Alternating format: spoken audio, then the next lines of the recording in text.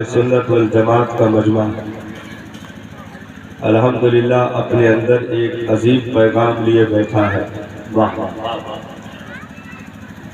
हमारी बका की दास्तानें कल भी थी, आज भी है और हमेशा रहेगी बेशक, क्योंकि बिलखुसूस अहले सुन्नत वल जमात ना कभी यतीम थी, ना है, ना रहेगी। वाह, इसके सरों पर कायदीन के दस्ते शफ़क़त हर दौर में रहे हैं और इंशाअल्लाह सुबह क़यामत तक रहेंगे। हमारे लिए इस पुरफितन दौर में सांसें लेने के लिए सबसे ज्यादा जरूरत है कि मरकज से जुड़कर रहें। क्या कहना, वाह वाह। जो मरकज से भटका उसको न जाने कितनों ने निवाला बना लिया, उसके वजूद भी खत्म हो गए। उनकी शनाख्त आज तक बाकी है जिन्होंने मरकज से जुड़कर अपने जीने का हुनर पैदा किया। और मरकज से जुड़े रहना जरूरी क्यों है, इसकी भी वजह है। अपनी जात के लिए भी जिया जाता है, अपने खानदान के लिए भी जिया जाता है, अपने गांव, आसपास, पड़ोस, कुर्बो जवार के लिए भी जिया जाता है, पूरे मुल्क के लिए भी जिया जाता है, पूरी मिल्लत के लिए भी जिया जाता है और पूरी उम्मत के लिए भी जिया जाता है। वाह, क्या बात। हर एक के जीने का अलग अलग अंदाज है। वो आदमी जो अपने तन पर नया लिबास डालकर ईदगाह पहुंच जाए उसकी भी अपनी पहचान है, लेकिन वहीं पर दूसरा आदमी जिसने अपने वजूद पर कपड़ा डालने से पहले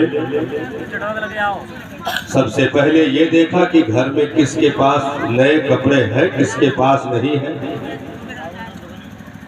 पहले खुद का इंतजाम करने से पहले उसने उन लोगों का इंतजाम किया जिनके पास कपड़े मौजूद नहीं थे। तो ईदगाह तो वो भी जाएगा, लेकिन जाने का अंदाज अलग होगा। एक वो है जो पूरी बस्ती के लिए फिक्रमंद है, एक वो है जो पूरे मुल्क के लिए फिक्रमंद है। लेकिन आज हम जिन कायदीन का तज़किरा करने बैठे हैं वो पूरी उम्मत के लिए फिक्रमंद है। सुभान अल्लाह कह सकते हैं। इस टाइम कोई नाजायज गुनाह नहीं, हमारे घर टाइम ठीक ही चल रहा है। हाँ, जोर से कह दीजिए सुभान अल्लाह। पूरी मिल्लत के लिए, पूरी उम्मत के लिए जो सांसें ले रहे हैं, जिन्होंने अपने शबो रोज वक्फ कर रखे हैं, उन मुहसिनीन की काविशों का नतीजा है जो आज हमारे पास अल्हम्दुलिल्लाह हीरे जवाहिरात, दुनिया के तमाम खजानों से भी ज्यादा कीमती ईमान की दौलत मौजूद है।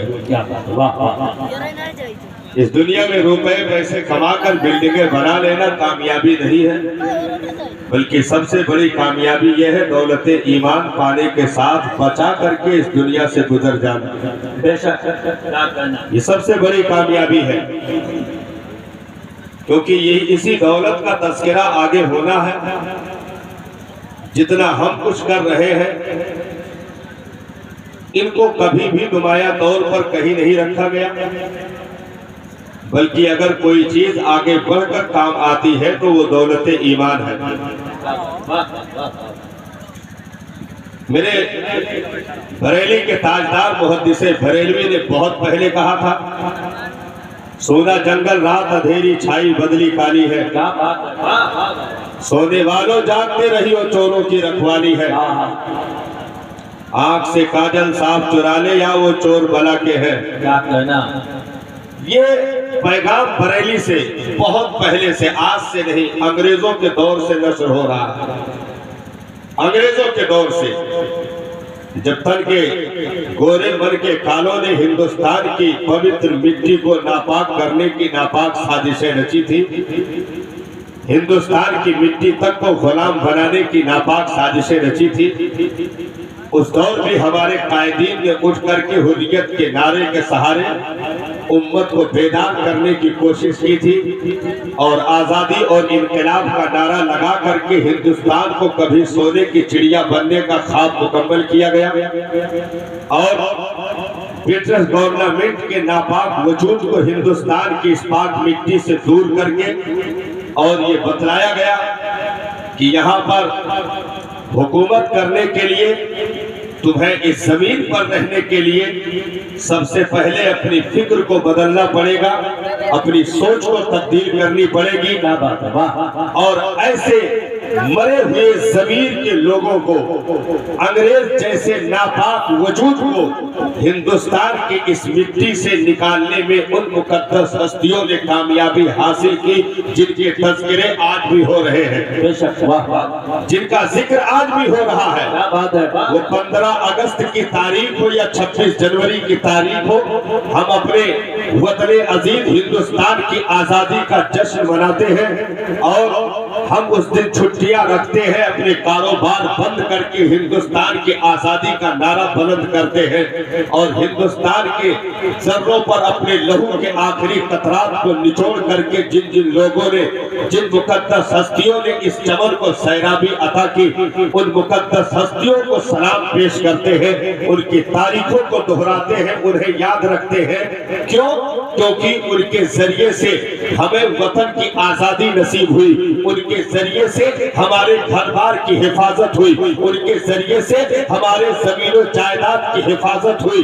तो जहां हम हिंदुस्तान की आजादी का नारा लगाते हैं, क्यों? क्योंकि हमारे जमीन, हमारे जायदाद की हिफाजत की गई, हमारे घर बार की हिफाजत की गई। इन सारी चीजों का नारा लगाओ, लगाना चाहिए, लेकिन हम उन कायदीन को भी नहीं भूल सकते हैं जिन्होंने सहाबा के लाए हुए अकीदे को महफूज करके दोबारा मुर्दा उम्मतों को जिंदगी अता कर दी और जिन पर शबखून मारे जा रहे थे, जिन अकायद को मजरूह करके ईमान पर डाका डाल करके यहाँ से तो है कुरान की हुर्मत को पामाल किया जा रहा था, मुस्तफा के हदीस की हुर्मत को पामाल किया जा रहा था।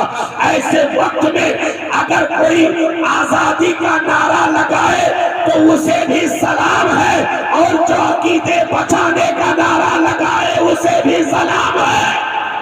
नारे तकबीर।